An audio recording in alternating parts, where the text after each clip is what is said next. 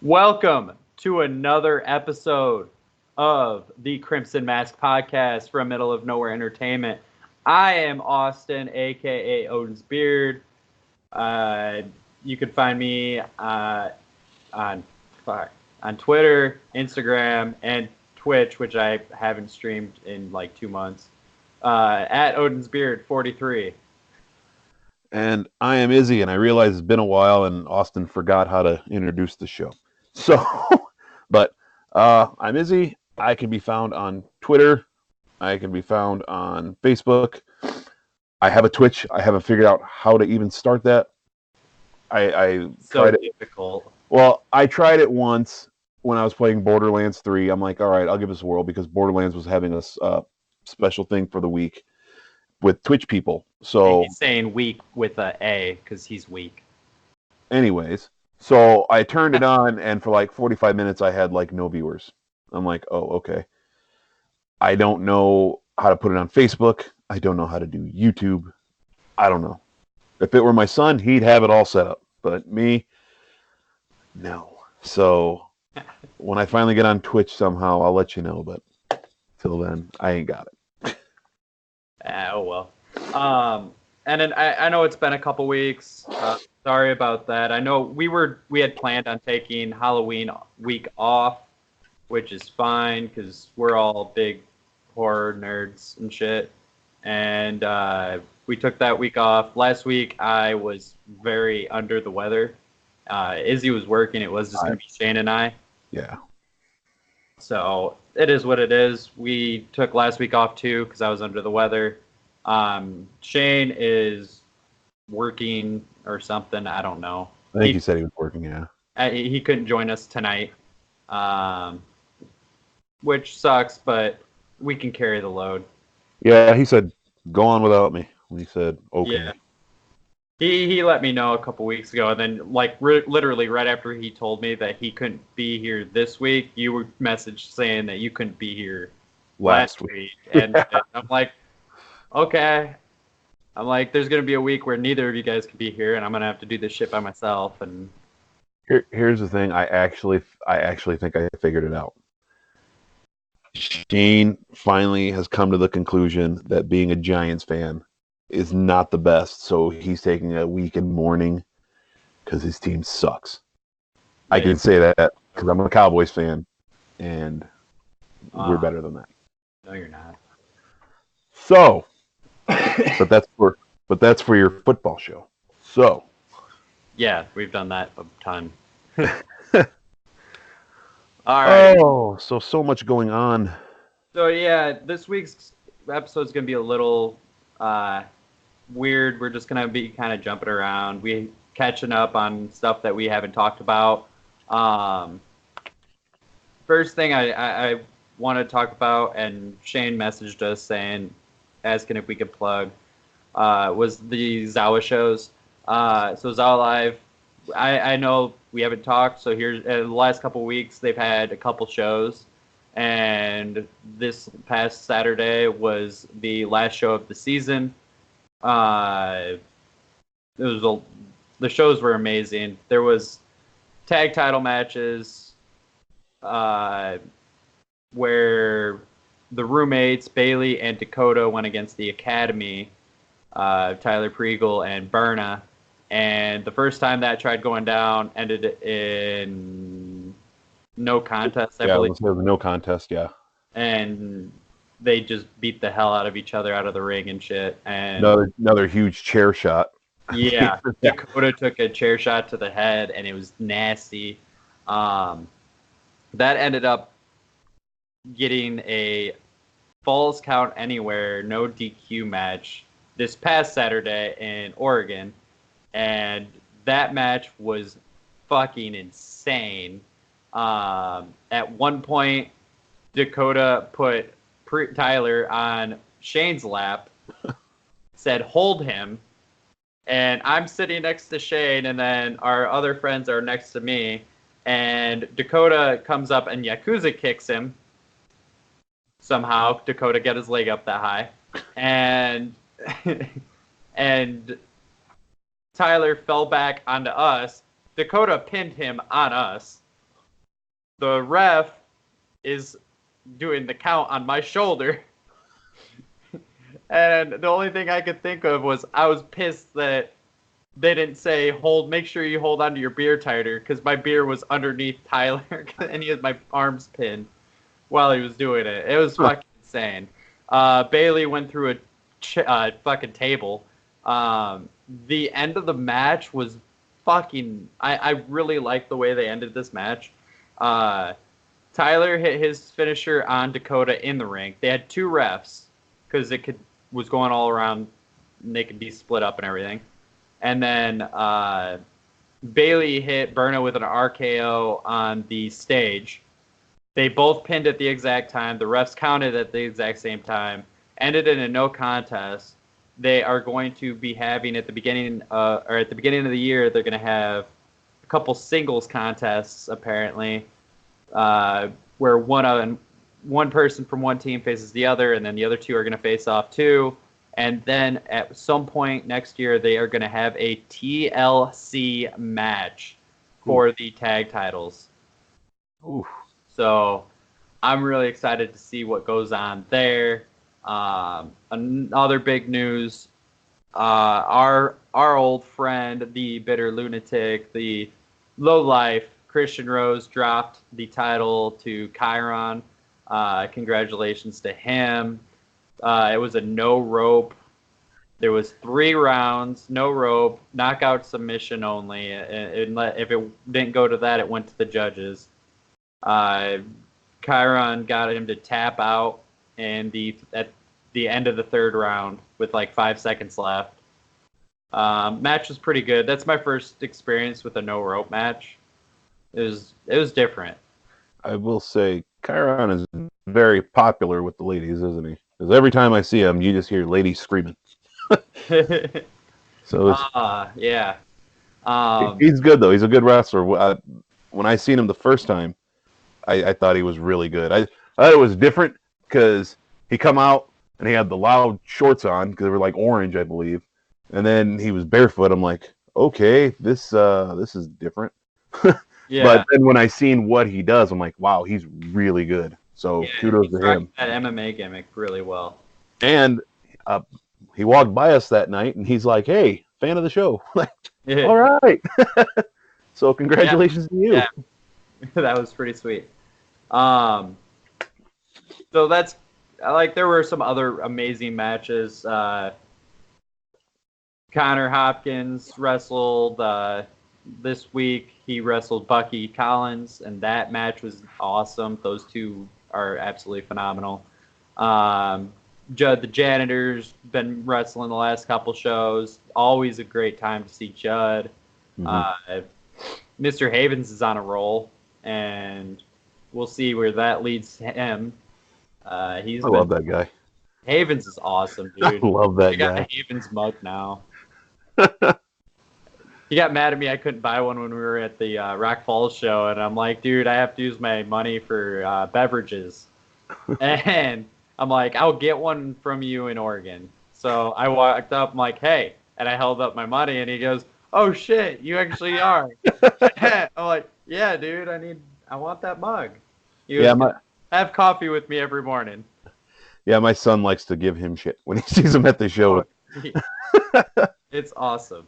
Yeah. So it's a great time. Their next show is going to be the night before Thanksgiving, Blackout Wednesday. It's a adult show, 21 and over, and it is going to be at the Polo Room in Polo, Illinois. $5 for seats. You get into the venue for free. So if you don't want a seat, you don't have to pay for the show, which I know us, we still give money to them anyway. But last time we were there, it was awesome. It's a lot, as a person that likes to use a lot of adult language, it's really fun, especially when you know a lot of the wrestlers and know what buttons you can press. So I'm really excited for that show. It seems like a let loose kind of show. Oh God, yes, dude. Like they ended their season, they're like, all right, let's just go out and have fun with this. I have a few things to yell at few people, and it's gonna be fucking great. And then we just kind of drink and have a good time. A lot of the time, some of the guys are out there just at the bar watching the show. It's kind of you kind of get to talk and hang out with the wrestlers a little more than usual, which is pretty sweet. I'm not exactly sure how they're gonna do it this time. The last show, the last time they did one down there, uh, they had like a group of two tag teams. They set up two tag teams, and it was like a solo, and then the tag match. And it was pretty sweet the way they had it set up. So we'll see how it goes this time. Then the last show of the year is going to be Saturday, December 14th, at Sterling Moose Lodge in Sterling, Illinois. The show starts at 6, doors open at 5:30. Something that I noticed that we haven't done before is say what ticket prices are for them. $10 advance, 12 at the door. Kids 4 and under get in for free, and then $15 front row can be ordered through the Zawa Live Facebook. And this show is extremely special. This show is going to be called Zawa Gives Back. Zawa is giving part of the proceeds to benefit the Crider services and Bi-County special education athletes, which is awesome. It really hits home with a lot of the stuff that I know we do and a lot of the stuff that is important to us as a show and each of us individually. Yeah, Crider is where Keaton would go when we found out about the autism. We would take him to Crider, and because they had special classes for children with autism to learn personal boundaries and you know how to function in society, because it's hard. You know, I can't say I know, but just watching, you can tell how hard it is for people with autism to put themselves out there. And I appreciate them a lot because they really helped him come out of his shell. So I definitely, when I heard it was for Crider, I definitely set out we were going to this show just to again give back. You know. Yeah, and that I think that's a really cool thing they are doing. They did announce the shows for next year also. The dates at least are up on their Facebook page. We'll get when we get closer to those, we'll go over that. However, go on. I think I know what you're gonna. I think you can say this one. The big announcement that they made. Yes. In fact, I will just say the Beast, the original Beast, Dan Severn. Oh, he is coming. That's the one February, isn't it? February 2nd? I'm not sure the exact date. I believe it's in Rock Falls. It is, which I believe is the February or January show. I'll have to look it up, but I know it's either January or February. It's beginning of the year, definitely. But Dan Severn will be in Rock Falls. Oh, that guy. UFC, WWE, F, whatever. But yeah, he's a bad dude. Yeah, he's a fucking beast, dude. He is the beast, and I'm fucking stoked. I remember when you told me, I was like, what? Yeah. What? Like it popped up, I'm like, holy shit. This is sick. Yeah. So Dan Savard will be at a Zawa Live event. When it gets probably sometime next month when we start plugging that show, we'll make sure that people know exactly what show it is and everything. Yeah. So other than that, that's pretty much it for Zawa.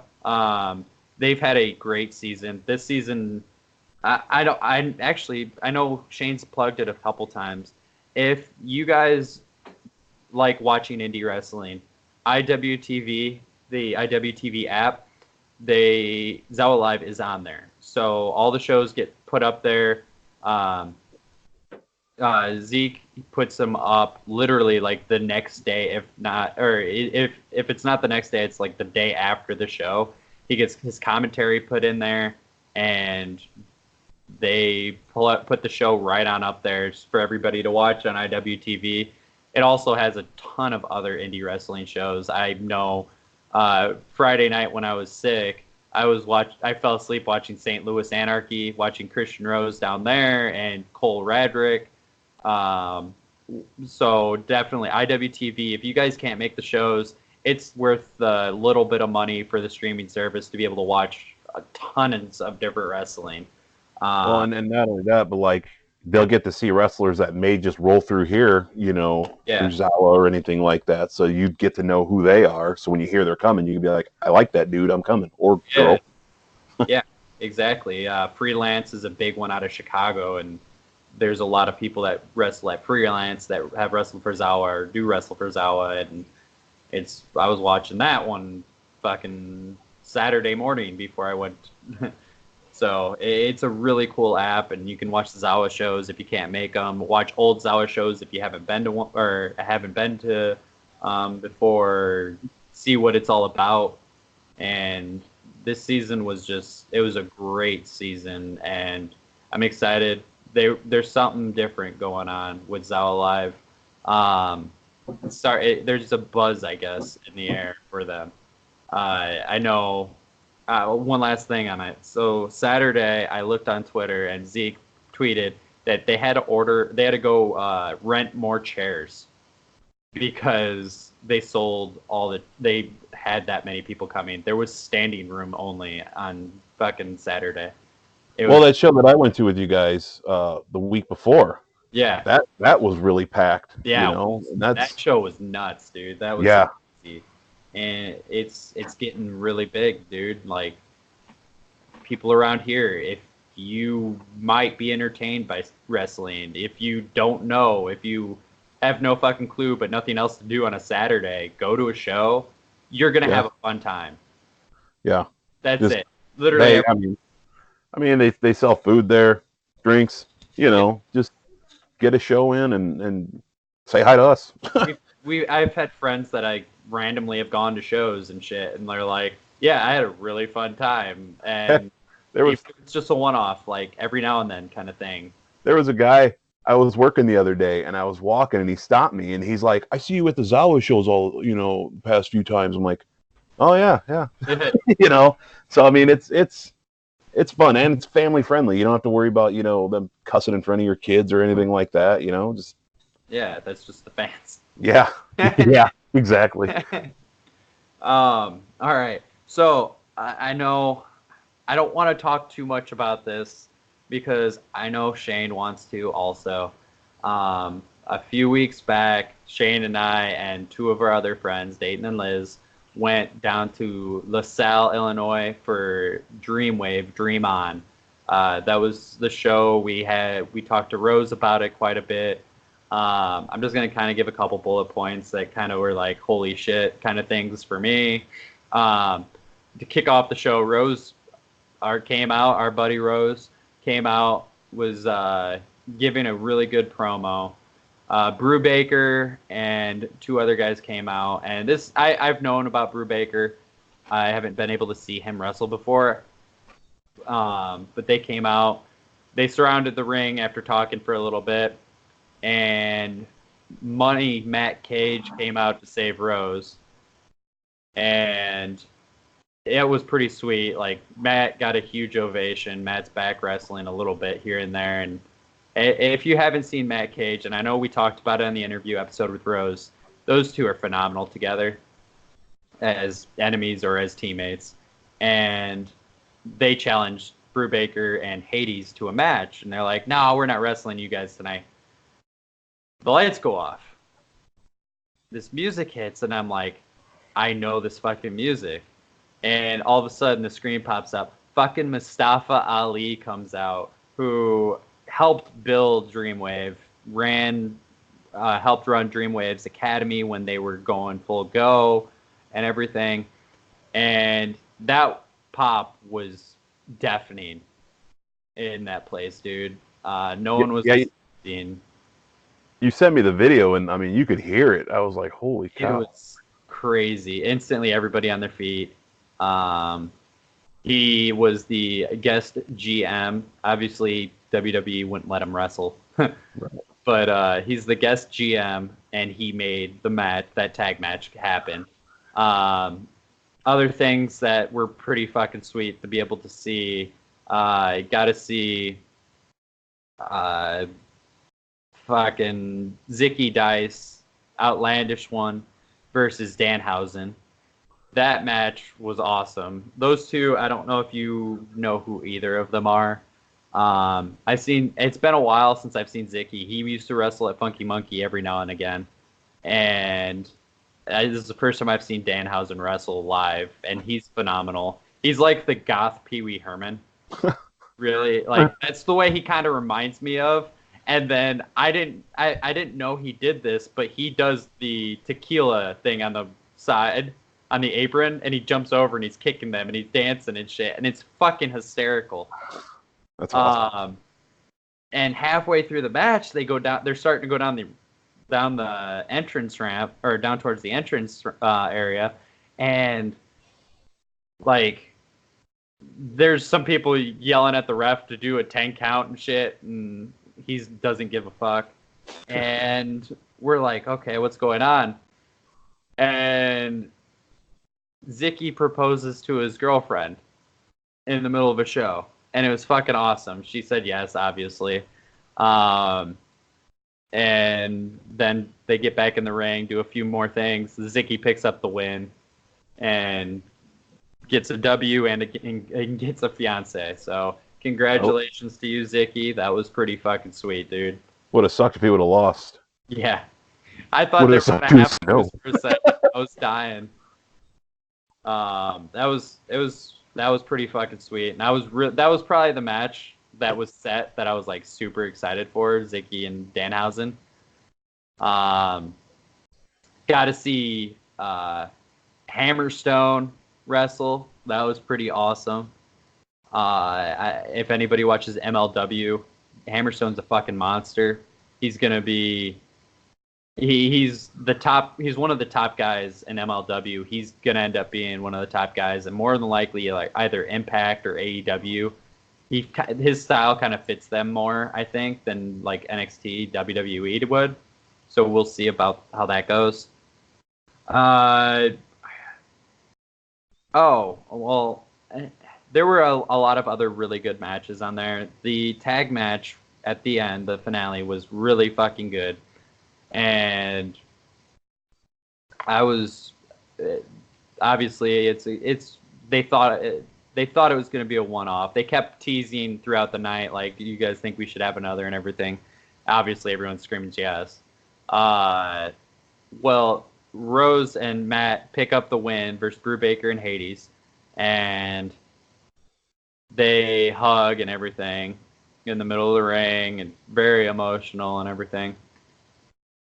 Matt hits Rose in the back of the head, knocks him down, grabs a chair, gives him some chair shots.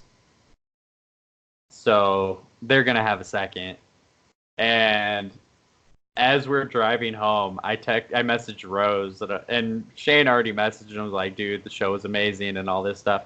I messaged him, I'm like, "Dude, you weren't fucking kidding when you said on the podcast this week, you guys are just going to fucking fight forever." And I was fucking dying the whole time. And I'm like, dude, I can't wait. Rose versus Cage. They like both are fucking phenomenal, and their story is, the way they can make a story and make it into a wrestling match is outstanding. It's like second to none, dude. Was Dreamwave the one that had the robot? There was a wrestling robot. My buddy Eric, shout out to him, was always trying to get me to go down to South Peru to watch a Dreamwave. And he sent me a promo of some dude that was dressed like a robot and would like walk and talk and wrestle in a robot costume. That would be awesome. And I'll have to look it up. If I find it, I'll send it to you. But yeah, it sounds like that. It sounds like that was a really good show from what you told me and showed me. It was. Also got to see Cousin Bobby, Cousin Dixie join up with Waylon and Hart and Bauer to go against a bunch of guys, and including Zeke from Zawa. and Bucky, and Zeke took a spear from Hart and Bauer, which looked stiff as fuck, and took the pin, and then beer everywhere. And it's like I think at the beginning of the year, Funky Monkey came. If I remember correctly, it was at the beginning of this year. Funky Monkey came back, did a couple shows, and Bobby Houston is an outstanding wrestler. He has been around, been in the game for a long time, gave a lot of people their starts around here and everything. And it was really cool to see him in the ring again. Really nice guy, too. And, yeah, dude, that show was absolutely nuts. It was everything. One thing that really put it over the top for me, and I know I don't know if you really care about this, his deathmatch wrestler was there. And he didn't have a match. His old tag team partner couldn't make it. So he was there, but he didn't have a match. Well, we're getting ready to leave, and another wrestler who would have wrestled, but he is still recovering from a fractured leg, is Stephen Wolf. And we're walking down the stairs, see Wolf, start talking to him because we're pretty good friends with him from Zawa, and we're bullshitting with him and everything. I look over and I see Marcus Crane walking up the stairs, and I like give him a little head nod. And I start walking over. I'm like, I'm gonna talk to him. Fuck it. I shake his hand and I'm like, hey man, like huge fan. Like I didn't fangirl over him for somehow I didn't, because like my favorite like death match wrestler is Marcus Crane. And talk to him a little bit. I'm like, you guys gonna have another no piece thing up at Exit in Chicago? And he goes, man, I don't know. We got one in Orlando coming up. And I'm like, yeah, no, I've been following. He goes, yeah, and we have a women's wrestling thing at Exit coming up at Exit. And I'm like, yeah, my friend is a bartender there, and she said she's gonna be in it and everything. And we started talking. And it was a nice conversation, and talked to me for a little bit. And he's great, really nice dude. It was pretty sweet. I was really happy going home, like getting to see certain wrestlers that I haven't seen before, certain wrestlers that I haven't seen in a while, and then meeting my favorite deathmatch wrestler kind of was like the cherry on top. Right. That was fucking sweet, dude. Like that, I had to get that off my chest. I was fangirling on the inside, but I kept my cool. I had to keep my cool. That was pretty fucking sweet, though. That was a really fun weekend. Awesome. Yeah, dude. So we go from good indie wrestling straight into the sludge. Because holy cow, this week in professional wrestling, if you can call it that. So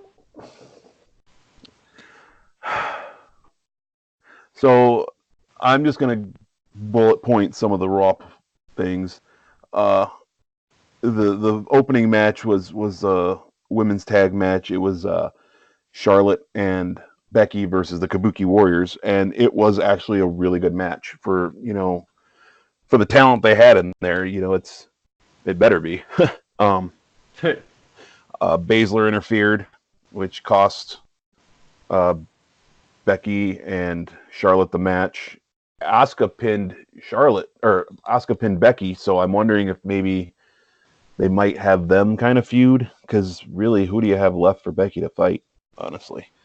Bayley, see, she's gonna come back. Yeah. Bayley came out and chased Baszler away, if I remember correctly, and then she beat up Becky Lynch. I honestly think they're leading to Bayley winning this match, because everybody's gonna be like, really? I mean, not that she's bad, but Baszler and Becky. Shayna should win. Shayna honestly, yeah. Bayley. Honestly, I agree. And I know if Shane were here right now, he'd have to clean his screen because. Oh my God, Shayna. But yeah, I agree. I think Shayna should win, but we'll see as the weeks lead up to Survivor Series. Rollins and Walter fought to a DQ because everybody came in and beat up on Rollins, which led Kevin Owens and the Street Profits to come out and help. So I'm assuming they're setting up that Survivor Series team. KO is in it with Rollins. And the Street Profits. Street Profits are not on the team. But Kevin Owens, Rollins, McIntyre. Oh, yes. Ricochet and Shorty G. Yeah, Shorty G. And he's got a new outfit and everything. Yeah, that's just... Let's just see how dumb we can get. Yeah. I'd hate to see what they're going to call Shelton Benjamin. That would just be wrong. Eric Rowan has a pet, apparently. He fought a jobber, a local competitor, and just murdered him, and then grabbed his cage with a burlap sack on it and walked off. Don't know what that is. Interested. It's going to be a sheep mask. Yeah, probably. I'd be okay with that. And then the one thing that I'm going to delve a little deeper into here, Please and I think you know what it is. So we had Lana come out and start talking about how she is pregnant. Rusev comes out, starts, Rusev looks like what we all feel like. Like, do I have to do this? Like, it's just... No, he's defending the fucking storyline on Twitter. Well, he has to. No, he doesn't. Lana already said it's stupid and she doesn't want to do it. Corey Graves said it that on the WWE podcast on the network now. Corey Graves said they need to stop this angle because it's dumb. Yeah, it's very... So he comes out and they start arguing, and then Lashley comes out and again beats up Rusev. Drops him, stands over him, and then they walk up and she starts laughing and tells Lashley how she's not pregnant, blah, blah, blah. It's going to sound cliche, but this does not belong in wrestling. This is the one thing I do not agree with Paul Heyman on. Because he's the second to last word before McMahon. So it's got to go through him, and then he passes it on to McMahon. Everything else is fine, but this is the one thing I don't agree on. The only thing is, this is 100% of Vince McMahon's story. Oh, of course it is. And the only thing that can save it is if Mark Henry comes back and she actually is pregnant with Hand. No, I told you exactly. Bring Hand back. I texted you and Shane, and I told you how this should end. No, it should just stop. Ladies and gentlemen, this is how I said it should end. So, Lashley and Rusev are both fighting, like in a match, let's say Survivor Series. They're battling back and forth, and Lana's telling Lashley, crush him. And Lashley just shakes his head and drops to his knees and starts crying and says, I can't do it. I love you, Rusev. I'm just using her to get to you. And the whole crowd just erupts in laughter like, what the hell are you talking about? You might as well just make it a fucking comedy bit anymore. And then Rusev leaves with Lashley and leaves Lana to the curb. Ends the story. They become the new Chuck and Billy. Call it a day. It's over. Oh just my God. End it. That is the only... I'm kidding, of course. Don't end it that way. But they just need to end this story quick.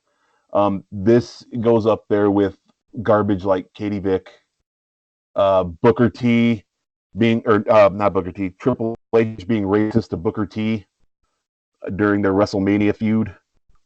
It's just things that don't belong. This really does not belong. Triple H with Kane's ex and... Yeah, Katie Vick. Yep, that was... Oh. Yeah, Katie Vick was a terrible storyline. Hand was... Well, okay, I'm going to defend that a little bit. Not a lot. That was the Attitude Era where anything went, and as long as you got on TV, you didn't care what you were doing. Mark Henry, look where it got him. He's got his own Hall of Fame. He would have gotten there eventually. Yeah. But I think back then, if you went along with what was said, you added some time to your career, and Vince looked at it like, okay, you did me a solid. You know, even though now Vince is kind of out of there. But Out of his mind. yeah, that's what I mean. He's out of there. But yeah, there's a lot of storylines that bit like pregnancy. The pregnancy storylines themselves just don't. They never end well. You had Terry Runnels acting like she was pregnant, gets pushed off of freaking the ring. Lita was supposed to be pregnant. Yep. I didn't do it. Yes. I didn't mean to do it. He punts that baby out in the crowd. Oh my god. That was awesome. Who else? I mean, there's been a few. I think there was one point Kelly had an angle where she was pregnant with Mike Knox's kid. Yes, I remember that actually. Yeah. Somehow I remember that. I want to say that was a thing. Yeah, it was during the ECW WWE days. Yeah. WWE ECW, that's how it should be. It was so bad. But there's a lot of stuff going on that just, I don't know. It's not like I lose my faith in wrestling, but it's like, you guys can come up with bets. Lazy writing. I lost my faith in Raw and SmackDown a long time ago. It has potential. You want to know what's sad is when the best show they put on is on SmackDown, especially on Fox, is when none of their stars are there and they have to bring in NXT people. Which could have happened at a better time. Now, let me ask you this then. Do you think that they would have run that part of the story later on? Yeah. Or do you think they were still going to do it that night? No, I think that pushed their hand. They had to fly them all up to Buffalo. They had to rush them to Buffalo. I think that was like oh shit, I guess we better do this now. And they got pretty lucky that they just announced that was going to happen and shit. Like the NXT was going to be part of the Survivor Series, and they're like, okay, well, none of our stars are here because we took blood money from Saudi Arabia. Actually, no, they didn't. That's why, because he was owed money. Well, yeah, but that's okay because 2 days later they extended the contract through 2025 or some shit. That's the world we live in, man. Money talks. Stupid. Well, now no one's gonna want to fucking go over there because they got stuck there for fucking 3 days. Yeah, they will. Money talks. Yeah, there's still some people that let's put it this way. They're like, hey, Austin, we need you to go wrestle this one show. We're going to give you $7 million just to fly there. We'll pay for your flight, hotel, and everything, and your flight back. $7 million, just wrestle once. See, the problem is you already pay them enough that they don't even need that money. And a lot of them know that and live like that because a lot of them now are former indie guys that had to figure out how to make money last. Yeah.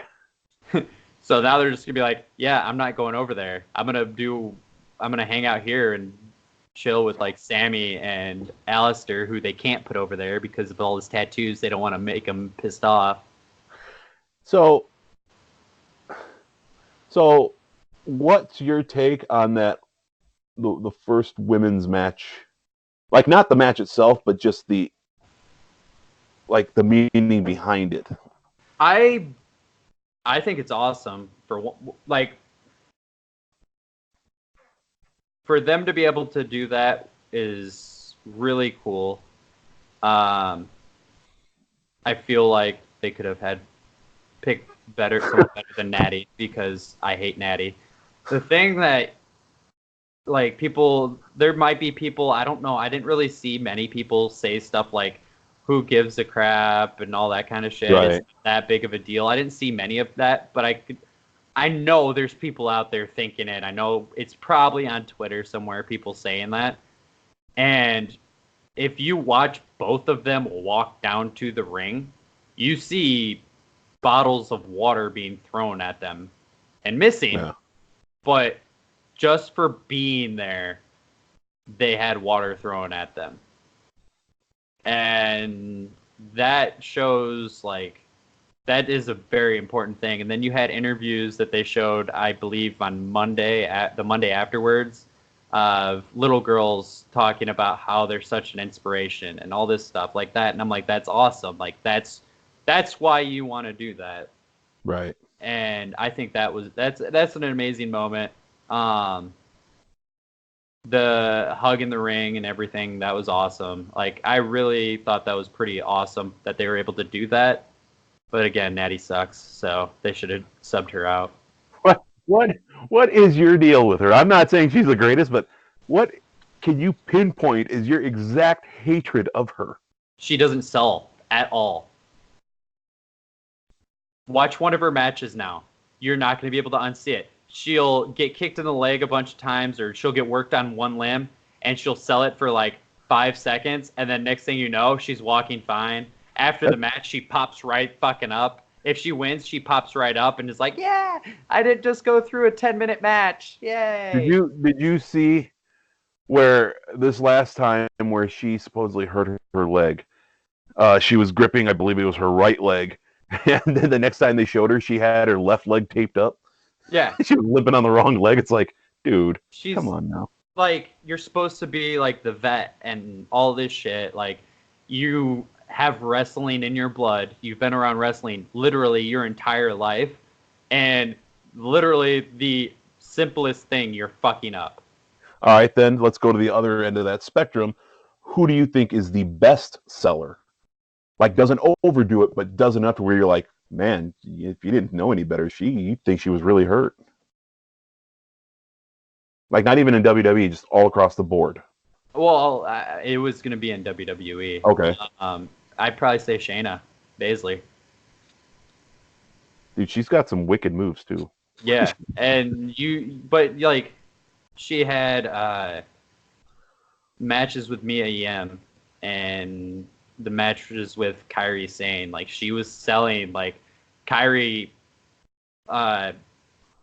kept attacking her arm and shit, and she was selling, like, she couldn't use that arm the rest of that match, and it was awesome. And, like, she absolutely killed it. That's the kind of shit that I like. To me, it's attention to the detail with that. And Nattie just doesn't do it. She does a couple things really well. She does a really nice suplex, a German suplex.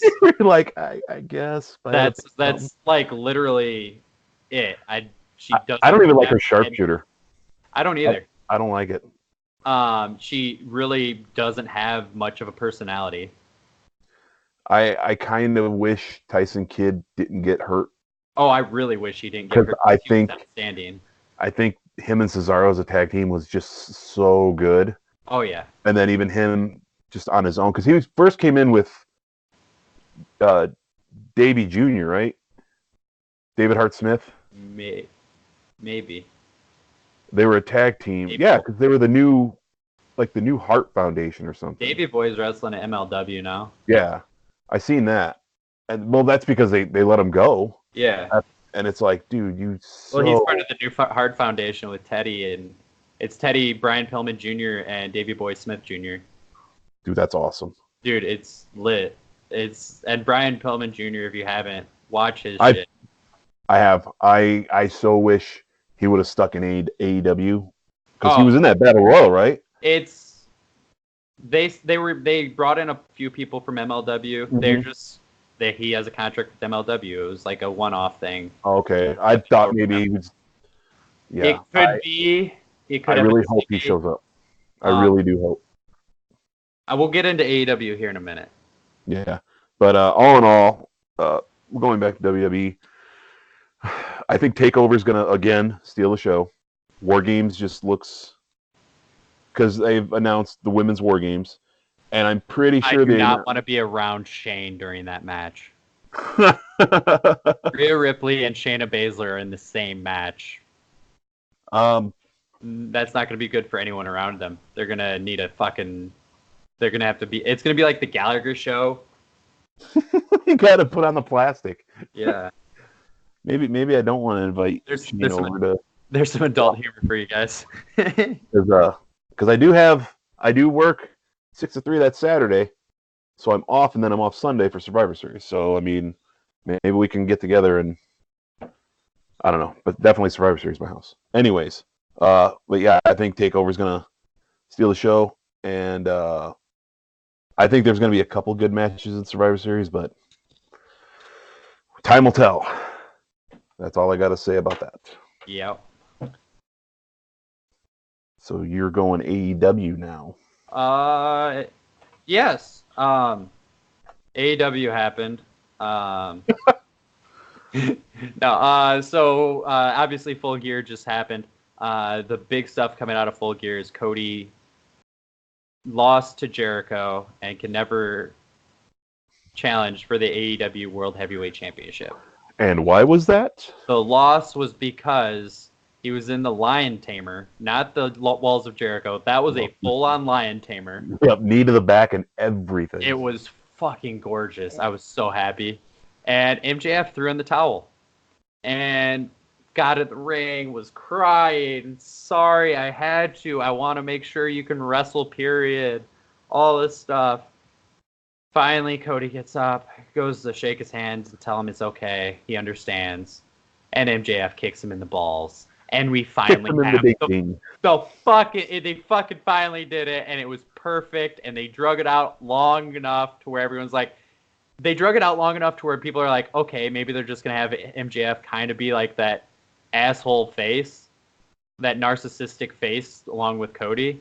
And like, then it's just like, boom, fuck you. And it was fantastic. And MJF as a heel is, everything's right in the world again. And oh my God. The fans liked it too. They were like, oh yes. For that for so long. Because MJF as a narcissistic face is just kind of weird. And him being able to go full heel. Dude said circle jerk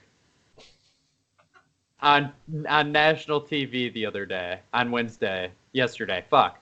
It was hilarious. He goes, I don't know if I want to join your inner circle jerk. Sorry, Freudian slip. And I was fucking losing my mind, dude. Other stuff that happened, SCW retained the titles versus Lucha Bros and Private Party in a fucking match that went nonstop. That was fucking insane. There was Rio beat Emi Sakura. That was a really good match. It was what you would expect. I know I saw somebody was complaining. Actually, it wasn't. You weren't complaining. They kind of said it was kind of eh. I think it was on What Culture, and Simon Miller gave it a down because Rio keeps getting surprise roll-ups. She's 100-pound little Japanese woman. She's going to have to do whatever it takes, and that's kind of how they're building her, I think. And that was a teacher versus student match, wasn't it? Or what they were billing it as? That was that story. That story was teacher versus student. Did you see that roll-up? No. It was like going around to almost do a head scissors, and then she rolled around, grabbed her legs, and just rolled her up. It was fucking insane. That roll-up was awesome. It was fantastic. And then the Lights Out match happened.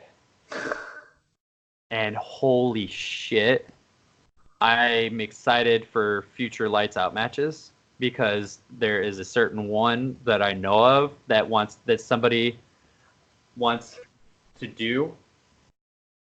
And I'll just say this first. So I wasn't expecting that level of brutality, for one. I think they kind of got away with a little bit more because Kenny's an EVP. And this story has been built so long that they kind of had to go all out for this one. Yeah. Obviously, everyone knew the bat and the barbed wire bat and the barbed wire broom would get used. The way they used the broom where Kenny's just sweeping up Mox's back was fucking hilarious. Then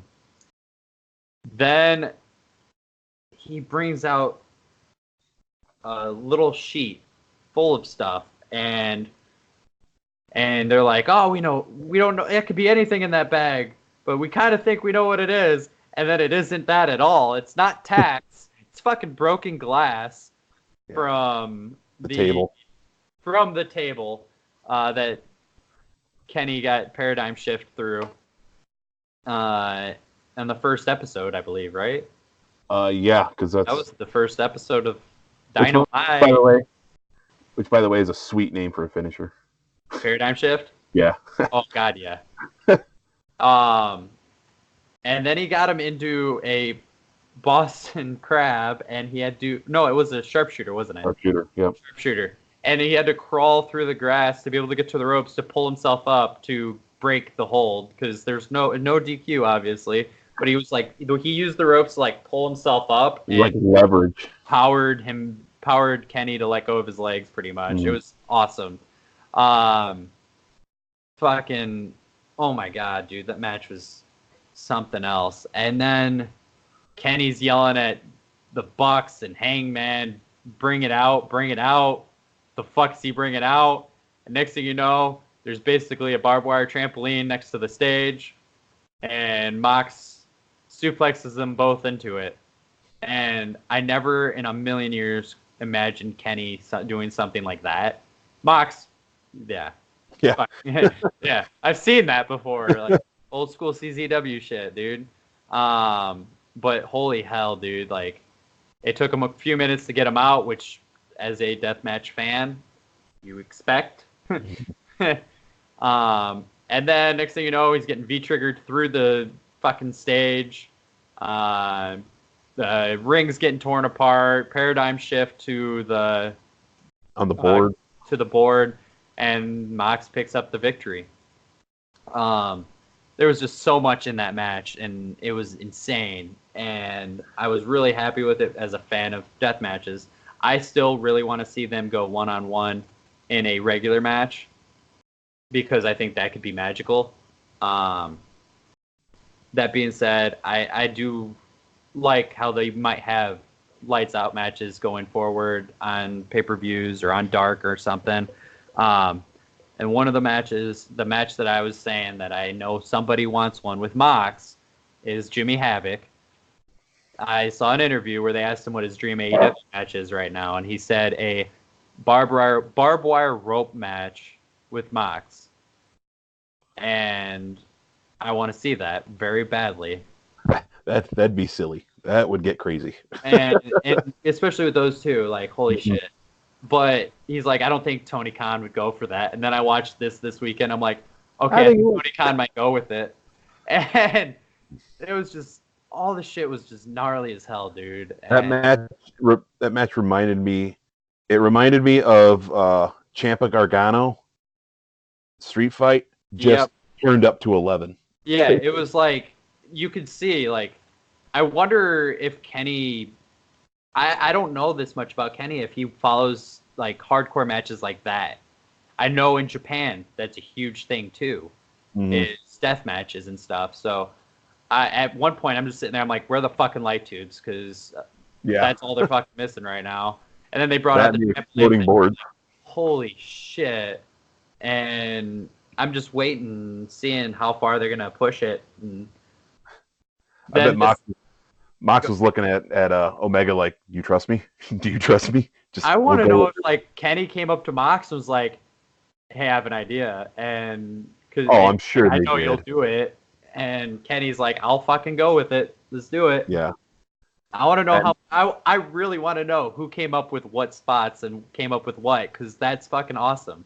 It could have been an entire thing. It could have been like the Elite sitting there with Mox and maybe a couple other people, like brawl brainstorming, which I think a lot of, I would like to say a lot of them do that in AEW, because that's what it seems like. Like, it's a camaraderie where they're like, well, let me give you a hand, and how about this idea and this, you know? With those two, they've had so long to come up with a match.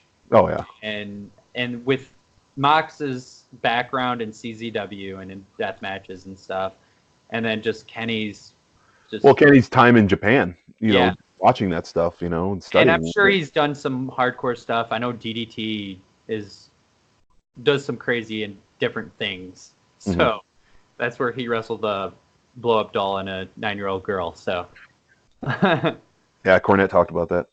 was great. So great. So yeah, and then this week, we don't know for sure if MJF is joining the Inner Circle along with What's His Nuts, the other guy that came in. I bet he will. I don't know. I think they make their own faction. And Well, did you see the interview after the show? well, now Jer- this guy I think is MJF's muscle. Jericho was asked if he would ever invite MJF, and Jericho was like, "Well, yeah, he's good enough. He should be in our group." Yeah, And then that led but to I don't know Wednesday. if MJF is kind of also the narcissist where Yeah, it has to be him. I'm the group. It's Yeah. my group and all that kind of stuff. And one little detail and I didn't catch it, and I saw it on Twitter today, and I don't remember who said it. Sorry if you somehow watched the fucking show, which I doubt, because it was retweeted by somebody else. It was retweeted by somebody else, and I was dying. But the tie that I can't think of the guy's name, but the tie the guy took off and started strangling Cody with was actually a Burberry tie also. And I'm like, that is awesome. Just the attention to details, man. Those always get to me. There was a return on AEW, too, wasn't there? Yeah, CD Christopher Daniels is back, and he came back on Full Gear. Lucha Brothers attacked, and we're about to package pile drive. I can't remember if it was Kaz or Sky. It was Kaz. Yeah, on a steel chair, and the lights go off, and the lights come back on, and there's two pentagons in the ring, and you're just like, holy shit. And then one pentagon attacks the other one, and then attacks Phoenix, and then does Angel's Wings onto Phoenix to the other That's pentagon, how you know. and then takes off the mask, and it's Christopher Angel, and their crowd erupts in Fallen Angel chants or Christopher Daniels. Chris Angel showed up to AEW. And you just got mind freaked. Everybody disappear. But like the sweet thing, I didn't know if like something was gonna be broken in Chris Daniels or what, because he had the fucking makeup and the old CD makeup and shit, and I'm like, okay, that could be sweet. And then Luchasaurus also returned this week. You could tell he's still kind of nursing that injury, the hammy. Yeah. But he was able to do what he did. Dude, that crowd went crazy for him when he came out. Oh, fuck it, dude. He's probably the third most over person in that promotion right now. What's funny is, so yes, I do watch Big Brother. So the guy, you remember him? Yes, he was Austin. He's Austin from the show. They called him Judas. Judas, yeah. And we would always laugh and we're like, dude, you are so stupid. And then when he switched to Luchasaurus, like that fits him perfect. Okay, you know?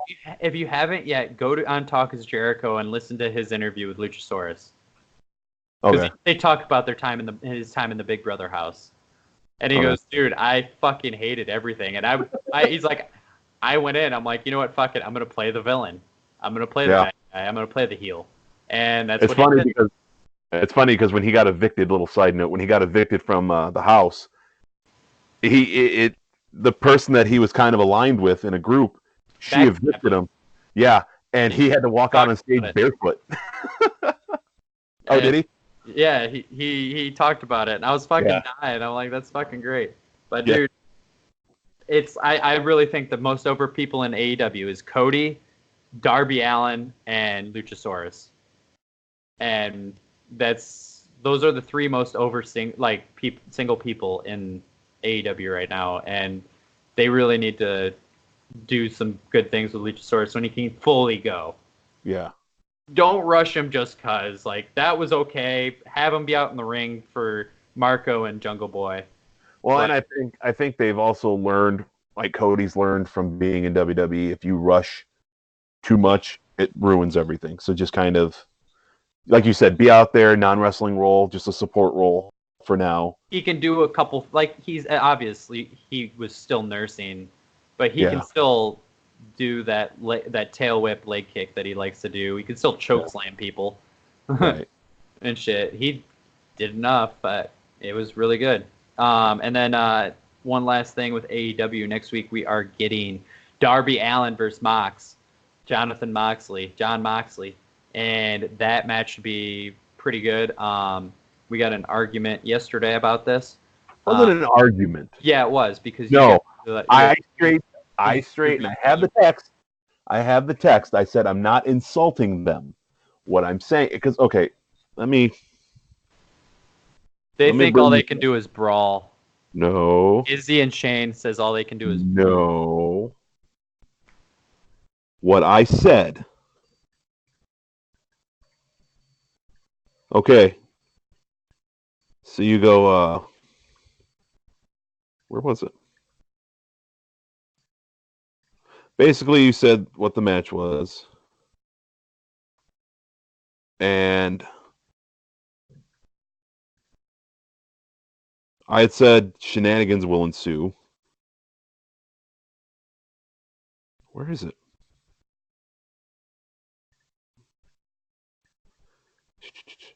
Oh, okay.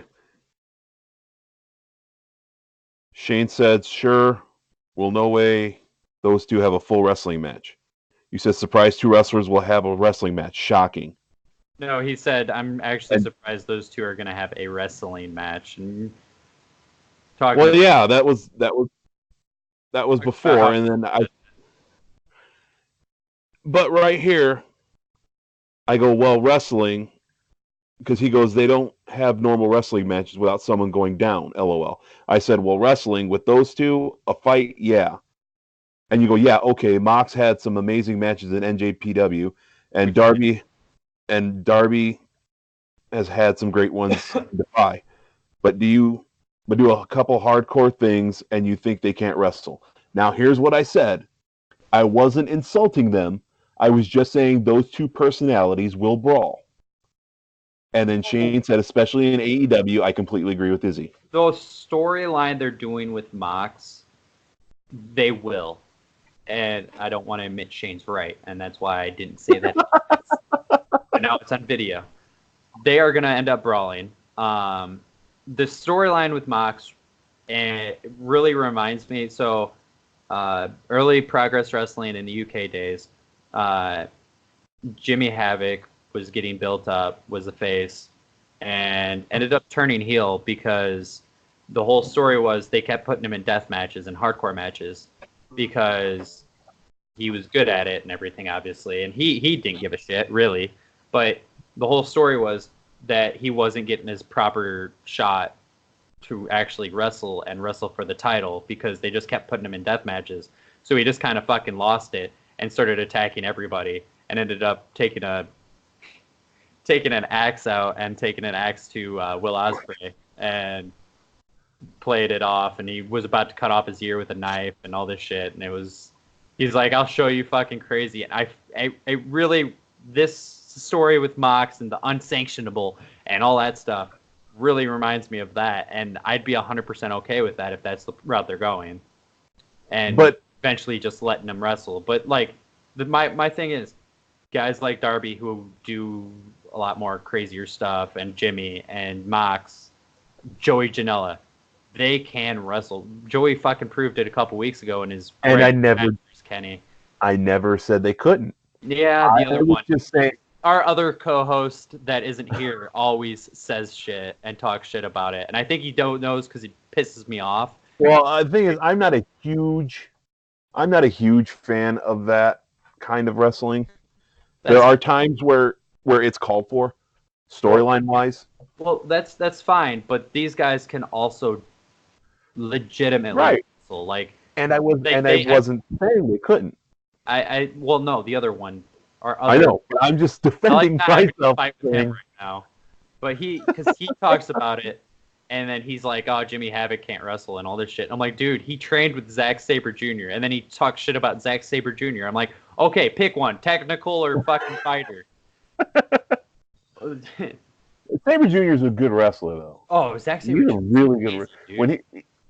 When he was in the tournament, it was just, I thought they were going to give it to him. I honestly did. I'm surprised they didn't, but I think he was already about to sign with JPW. Yes, but Speaking of, so we're hit about an hour and 5 minutes. And the way our format's going to kind of shake up a little bit. Now, I know you and I talked about it. You, me, and Shane have talked about it. Actually, we were texting you on the way back from LaSalle about this. Izzy's going to be taking over the WWE side. Shane's going to be doing our indie, our local indie, and I know he wants to talk about freelance a bit too, and Impact, because he has access, which is awesome because Impact is doing some really awesome things right now too. And then I'm going to be handling AEW. I want to start getting more into Progress a little bit again too. And then I'm also going to bring some New Japan Pro Wrestling news. And that's getting really big right now because January 4th is Wrestle Kingdom. Dumb. Huh? No, I just go Wrestle Kingdom. Oh, I thought all I heard was dumb, and I'm like, what? Do I have to? No. I was saying Wrestle Kingdom. Do you remember when we sat upstairs and watched Wrestle Kingdom? Yeah, my house, yeah. Yeah. That was actually, I'm not going to lie, that was actually my first experience with Wrestle Kingdom. That was mine, too. After that, I went back on YouTube and we're looking up certain matches and stuff, and I'm still not huge on Japanese wrestling, but I know some matches that I've seen. I've seen a lot of Kenny Omega matches just because. That was Kenny versus Jericho. Okada 2, I believe, right? No, it was Kenny and Jericho. Yeah, it was Okada versus Okada and Omega was the following year. Yeah. That was part 3. Yeah, because that's where I seen part 1 and part 2. Yep. And because I remember going to you, I'm like, oh my god, have you seen these matches? You're like, yes, I have. I think it was Okada versus Takahashi that show too. Cody wrestled that show. Versus Juice. Yeah. If I remember right. Yeah. So they've announced matches. They have almost a full match card already. So this Wrestle Kingdom is actually a very special one. Jushin Liger's last Wrestle Kingdom. He's retired. Thunder Liger, who anybody in wrestling, you've at least heard the name more than likely. He's been in almost every years. And he's been in every promotion. And he was actually the first match on WCW Nitro. It was, I believe, it was him and Brian Pillman. He's been in NXT. Yeah. he wrestled Tyler Breeze for an NXT Takeover. And it was a good match too. Yeah, Jushin can go, dude. Mm-hmm. The big one, the IWGP Heavyweight Championship match, is Okada, the champion who has the belt again, is going against Kota Ibushi. I can't wait. I really want to see that match. Jushin Liger is actually going to be in an 8-man tag with Norio Hanaga as a special guest referee, and it's got names like the Great Sasuke, Tiger Mask, Taguchi. It's basically a Legends of Japan. Otani, yeah. It's going to be an older timers match, but it's kind of like their last thing for goodbye to him. Yeah. Will Ospreay is putting up the Junior Heavyweight Championship versus Takahashi. And then for the IWGP Intercontinental Championship, Jay White, Switchblade, is putting up the title against Naito. And that match should be outstanding because those two guys are fucking fantastic. That's night 1. Night 2, there is going to be matches. Jushin Liger is going to be going against someone to be determined, and that is his official retirement match. The Great Muta. I actually have an idea for who that might be. And then Tanahashi is going against Jericho, and that match should be pretty fucking sweet. And then the night 2 is always like the winner of, like, it's champion versus champion, and then the two that lost those matches go against each other and shit. So whoever wins the heavyweight title, or if it's Ibushi or if Okada retains, will go against the winner of Jay White and Naito, and then the losers will go against each other. And then the tag team titles, the IWGP Junior Heavyweight Tag Championships, is going to be on the line as Bullet Club, Ishimori, and El Fantasmo put up the titles against Roppongi 3K, Sho, and Yo. And if you haven't seen those guys are phenomenal. Here's my idea for who is Jushin's last match. I know they just had a rivalry, but I still feel like Suzuki's going to be it. Minoru Suzuki.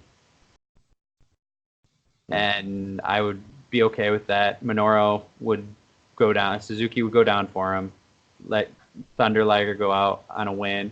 Either that, or if Jushin doesn't give a fuck, be like, you know what? I'll lay down for Suzuki because it's going to get him great heat pinning me in my retirement match.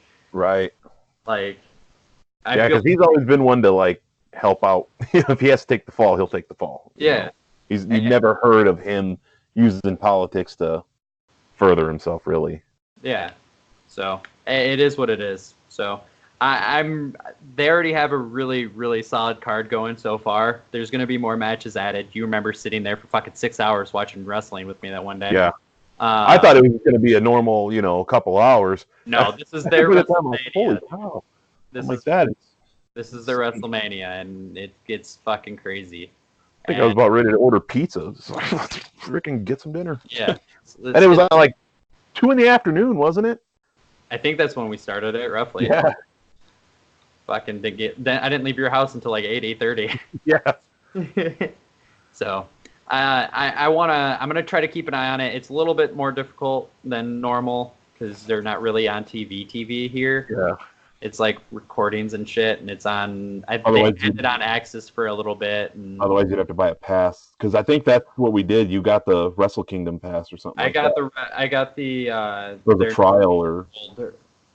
And I got that for just the one show. I just pretty much ordered the one show for $8 or something cheap, and it was worth it for that. But it was. There was a lot of good wrestling on that. At least I can keep an eye online. I can watch highlights for NJPW because New Japan is still an outstanding promotion. I know all the elite guys left, but Jay White is running the Bullet Club, and it's been fucking great.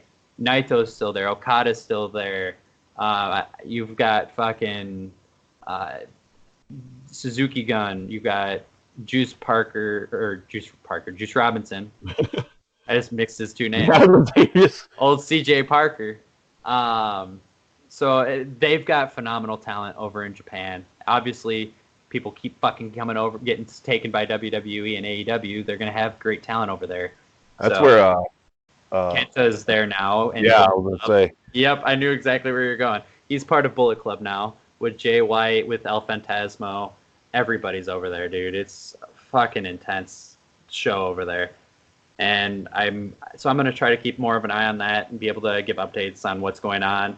And we will be getting closer to Wrestle Kingdom, which I said is if you don't follow New Japan, this is their WrestleMania, and it's fucking insane. Yeah, and I will say just really quick when it comes to my end of the whole WWE spectrum, I'm not going to go match by match, show by show, because that's just way too long. And I know a lot of people. I watch podcasts, and I know how a lot of people can be where it's like, okay, it's kind of going on long. You've seen the show, so I'm just going to hit bullet points, maybe discussion points. Maybe it comes to like 1 or 2, and that'll be the discussion for almost the whole portion of the show for that. Who knows? But with us expanding to bring in New Japan and Impact, like that's kind of how it's going to have to be. And like you just said, you've seen the show more than like. So we're just gonna hit the bullet points. There's no reason really for us to hit match by match, unless it's. And like I said, even if it's like just one main point, like I did with the whole Lana Rusev thing, and we kind of discussed that in better detail. It's because I looked at it like, well, again, like I said, you've seen the show, you have your own opinions on it. We kind of give ours that we might agree with you, but the one thing I took away from that show, what? Everyone agrees that fucking Angle is shit. Yes, and I took away from that show was this needs to stop. Well, I mean, granted, SmackDown, we got new tag champions, the New Day, things like that. But again, like I said, you've seen the show, and that's just my way of covering my tracks because I forgot. So, But all in all, I just wanted to say that my portion I'm not going to make as long. We'll try. I think we're going to try to hit like a certain amount of time, like let's say an hour and a half. Because I don't think you guys want to hear us going on and on over the same things. Yeah. So we listen to you guys. So we're going to try to shorten it up a little bit and hit bullet points. Somehow, even with Shane not talking, we hit an hour and 15 minutes right now. I think that might be good enough for us. Yeah, I know. So we hit everything that we needed to, and this was a long episode. We had a few weeks to go over, so we had a lot to go over and shit. So it works. It is what it is. Yeah, we're gonna try to do more bullet points and stuff, and like I didn't go over all of what happened on Dynamite this week, or I didn't even fucking go over every match in Full Gear. But you know what I'd like to do. I don't. For Survivor Series is somehow a team. Well, There's three. I was gonna say live stream us watching the show with live reactions, like just face the camera towards us. That way, it's not recording the TV. Well, I have Keaton's got a tripod for phones. That if we really wanted to, we could do that. We could figure something out. Well, I got my laptop, and I got my cameras, and I got a tripod. Folks, you might just see us with live reactions. It'd be fun. We can throw it up on YouTube. Just go live. Yeah, either YouTube or Facebook Live. Yeah, I can just throw it up on YouTube, dude, and we can just link it to our Facebooks. There we go. So we'll try to figure it out before that time comes and let everybody know next week. We got a couple weeks. Yeah. So, but other than that, I got nothing else. Yeah, same here, I believe. Big news, there's going to be a match added to Survivor Series, and plans are being changed. I have no idea what this is. It just popped up on my phone. Oh, there's one more thing. And it's kind of convenient. It's the very end of our show, just like it happened on that show. Backstage has a new personality. CM Punk has returned. Oh, God. How did we not talk about that? Which I get. We will get into it more because we'll be able to see what he does next week. But like I said, he's not even backstage at the wrestling shows. We've known about this for a fucking month. He signed with Fox a month ago, and we knew that. And that's why I'm so angry of people blowing up about this, saying it's like a huge deal. It's like, we fucking know, and it's not a huge surprise. Yes, it finally happened. Awesome. Okay. He's on Fox. He's on FS1. I think we even talked about it like in our second episode when that news came out. We're like, we'll see what happens, but you heard it here first. Maybe. Sort of. Possibly. Fuck it. It's just, what the fuck? I don't get what the huge blow-up was about. That's the thing.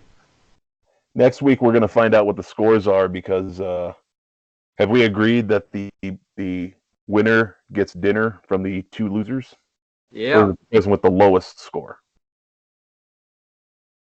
No, it's the two losers. All right. Either way you look at it, you'll at the end of the year or maybe the beginning of next year because so right now we're buying Shane like 100 chicken nuggets, and that we're just calling it a done deal. Actually, we were talking about steak dinners. Yeah, it's Shane though. Just we'll slip in the word nuggets and be like, okay. Well, it would probably be sometime beginning of next year because the end of the year is my anniversary. My wife, 9 years, I think. Yeah, 9 years. I think. Well, it's right on New Year's Eve. No shit. So like, well, no, but it's so like you try to think, okay, was it this year or this year? We both sometimes are like, what year was it? Oh yeah. So we're gonna go out and get drunk that night again? The wife and I are going out of town. So we're gonna go get drunk. You guys can find us. Anyways. I know where the Dells are there, bud. We're not going to the Wisconsin Dells. It's gonna be January. So there's casinos up there. A ho chunk. Pre-plug for Ho Chunk just because I wanted to say Ho Chunk. Anyways. Yeah. All right. So we will be back with the full cast of characters next week, I believe. As far as I fucking know, unless something drastic happens. You're back. I don't think so. According to my schedule. Yeah, my schedule should be back to normal. Okay. So yeah, we will be back next week with all three of us, unfortunately. You get to listen to them argue about. This has been a very nice, stress-free episode without that fucker. I say this, and I'm gonna end up being a fucking roommate with him. But you know what? He says it in love. Yeah, sure. We'll go with that. But yeah, that's gonna be it. Thanks, everybody. Bye.